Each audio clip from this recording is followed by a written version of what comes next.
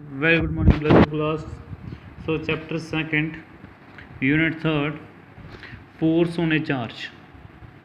सो बेटा force on A charge आप एक चार्ज पार्टिकल के उत्ते किहड़ी फोर्स लग रही है उस दे बारे स्टडी करांगे किन्ने प्रकार दी फोर्स उहदे उत्ते लगदियां उहदे बारे इहदे विच आपां स्टडी करांगे सारे बारे। सो फर्स्ट आर्टिकल अपना की कहता है motion of A charge particle inside a electric field. हुण बेटा एक चार्ज पार्टिकल ले लिया आपां उसनूं आपां इलैक्ट्रिक फील्ड दे विच रखदे हां तो उन्होंने मूव करके देखते हैं कि उनका मोशन किदां दा हुंदा है, वो किदां दा पाथ फॉलो करता है, किदां दा पाथ बनाउंदा है, सर्कुलर फॉर्म दे विच जांदा है, straight line they which move करता है जां किसी होर फॉर्म दे विच मूव करता।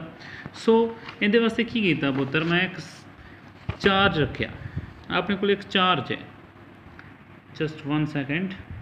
सो एक चार्ज ले लिया आ पॉजिटिव चार्ज है इनू बेटा जी मैं इस जगह पर रख रहा हुण बेटा जी आ अपना वाई एक्सिस है ठीक है आ अपना एक्स एक्सिस है इत्थे आपां इलैक्ट्रिक फील्ड सैटअप करता। इलैक्ट्रिक फील्ड सैटअप करने का मतलब की है पॉजिटिव है तो या नैगेटिव है आपको पता इलैक्ट्रिक फील्ड ऑफ लाइनस की करनियाँ पॉजिटिव तो नैगेटिव वाल मूव करनगियां। हुण राजे जदों ही इस चार्ज में मैं मूव कराउणा अलोंग द एक्स एक्सिस तो की देखदा कि जिद्दां जिद्दां ये चार्ज पार्टिकल मूव करना स्टार्ट करता है फस्ट ऑफ ऑल जो आप मूव कराउणा पार्टिकल नूं आपां नूं पता है आपां इलैक्ट्रिक फील्ड सैटअप कीता। सो फस्ट इक्वेशन मेरी पोटेंशियल दी इक्वेशन होएगी जां इलैक्ट्रिक फील्ड दी इक्वेशन होएगी। So electric field in terms of potential लिखना होवे तो फार्मूला हुंदा E इज़ इक्वल टू किन्नियां ईयां पै गईयां कट्ठियां। So E is equal to V by D।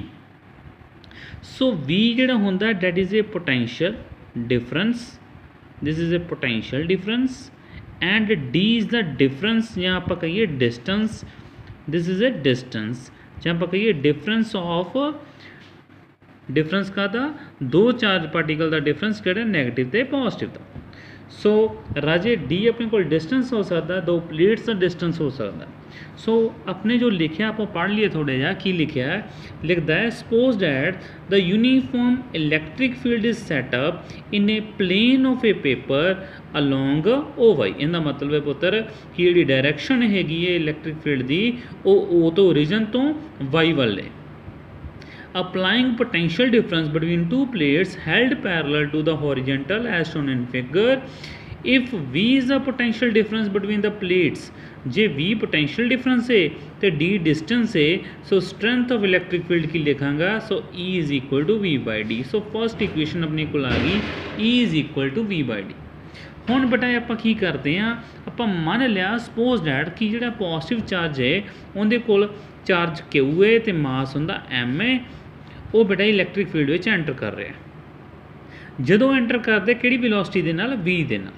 हुण पता अपने को इलैक्ट्रिक फील्ड जदों लगेगा इलैक्ट्रिक फील्ड करके उनका पाथ स्ट्रेट लाइन नहीं रहेगा कहता the path of the charge particle not long remain straight. Straight क्यों नहीं रहेगा सिंपल जी गल है पुत्र इत्थे देखो क्योंकि ये पॉजिटिव चार्ज पार्टिकल है जिद्दां ही देखांगे पॉजिटिव रिपेल करेगा it try to move toward negative और नैगेटिव वाल मूव करने की कोशिश करेगा ठीक है। उस तो बाद आप ये भी कह सकते हैं कि इहदे उत्ते जिहड़ी फोर्स लगेगी वो फोर्स का फार्मूला भी अपन हुंदा F is equal to Q into E equation number 2 ये फोर्स लगेगी इहदे उत्ते। सो राजे यही चीज़ वो लिख रहा है कहता due to the action of electric field the path of the charge particle no long remain straight suppose that the charge particle move along the curve path O A. मान लो कि इतों O तो चलता है तो ए वाल मूव करता है इतों तक ए पाथ मान लेने आप ठीक है कर्व पाथ वाल मूव करता है। सो उस तो बाद राजे की कहता है suppose the charge particle move along the curve path O A it does so it cover a horizontal distance. वो की करता है एक होरीजेंटल डिस्टेंस कवर करता है जोड़ा की है ओ क्यू है राजे आ देखो ओ क्यू ड्रॉ करता हूँ ठीक है। हुण राजे इत्थे सिंपल जी गल है जी क्यू ए की वैल्यू है वो अपने को वाई बन गई क्यू ए की बन गया वाई बन गया ठीक है। इन्ना ज़्यादा इंपॉर्टेंट नहीं जस्ट समझा रहा तैनूं पर जी समझने वाली गल है वही है कि अपना जोड़ा पाथ है वो की कर देगा चेंज कर गया। हुण बेटा अगे देखो, कहता due to the applied electric field force होने चार्ज, फोर्स लगेगी, आपां फोर्स का फार्मूला लिख लिया।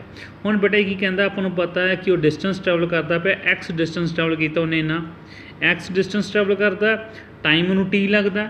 मान लो कि इत्थों तक मूव करता है, आ कितना डिस्टेंस ट्रैवल करता है, एक्स डिस्टेंस ट्रैवल करता, टाइम टी लगता है, वेलोसिटी वी ना मूव करता सीगा। सो अपने को फार्मूला की होंदा है, स्पीड इज़ इक्वल टू, इत्थे मैं वेलोसिटी लिखा, velocity is equal to, so this is also distance और डिसप्लेसमेंट, डिसप्लेसमेंट अपॉन टाइम, इत्थों टाइम की वैल्यू कड्डो, टी इज़ इक्वल टू क्या आ जाएगा, डिसप्लेसमेंट अपॉन वेलोसिटी। सो इत्थों अपने को आ जाए X by V, so T is equal to X by V. ये भी दसांगा पुत्तर आपां टी की टर्म के रिलेशन क्यों कढ़िया, ठीक है। तीन इक्वेशनस आपां बनाईआं। सब तो पहलां आपां ई लिखी, यानी electric potential, that is E is equal to V by D, equation number 1। Second आपां लिखी charge, F is equal to charge into electric field, then आपां लिखिया टाइम। हुण राजे आपां नूं पता है कि जदों बॉडी मूव करेगी वो एक्सरलेट करती है। एक्सरलेशन का फार्मूला आपां नूं पता है इन terms of A charge. Acceleration का फार्मूला राजे जे आपां लिखना होवे उहदे वास्ते सिंपली मैं की करांगा, दो इक्वेशन नूं इक्वेट कर देंगा। दो इक्वेशन किहड़ियां, एक force by newton, force by newton किहड़ी हुंदी, F is equal to M A.